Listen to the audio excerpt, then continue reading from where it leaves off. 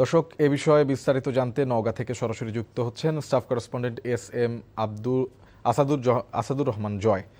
জয়, যেমনটি বলছিলাম যে গতকাল নওগাঁয়ে পুশিনের যে চেষ্টা হয়েছে, এখন এই মুহূর্তে আসলে পুশিন নিয়ে আপনার কাছে সবশেষ কি তথ্য রয়েছে?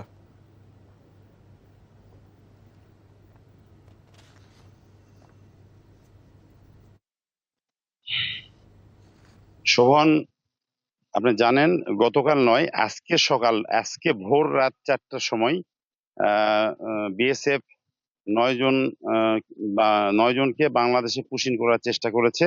বিজিবির কঠোর অবস্থান এবং প্রতিরোধের মুখে বিএসএফ পিছু হটতে বাধ্য হয়েছে এবং তারা যাদেরকে পুশিন করার চেষ্টা করছিল তাদেরকে ছেড়ে দিয়ে তারা ভারতীয় অভ্যন্তরে চলে গেছে। বিএসএফ বাংলাদেশের অভ্যন্তরে আছে কঠোর অবস্থানে, এবং যে 9 জনকে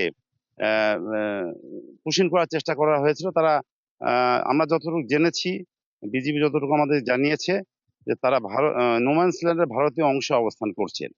আর আমার সাথে কথা হয়েছে যে নওগাঁ 16 বিজিবি ব্যাটালিয়নের অধিনায়ক লেফটেন্যান্ট কর্নেল আরিফুর রহমান মাসুমের সঙ্গে তিনি কিছুক্ষণ আগে জানিয়েছেন যে বাংলাদেশের বিজিবির পক্ষ থেকে ভারতীয় বিএসএফ কে কোম্পানি কমান্ডার পর্যায়ে বৈঠকের একটা আহ্বান জানানো হয়েছে কিছুক্ষণ আগে। তারা এই বার্তাটা পাঠিয়েছেন যে তারা কোম্পানি কমান্ডার পর্যায়ে বৈঠক করে এটা সমাধান করতে চায়।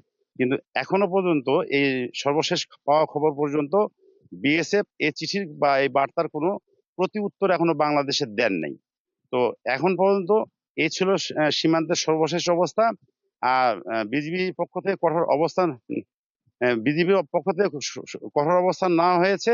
বিজিবির অধিনায়ক বলেছে যে কোনো মূল্যে পুশিন ঠেকানো হবে এবং যে এই পুশিনের ব্যাপারে জিরো টলারেন্স বাংলাদেশ ঘোষণা করেছে এবং কোনো অনুপ্রবেশ করতে দেওয়া হবে না বলে কঠোর হুঁশিয়ারি জারি করেছেন।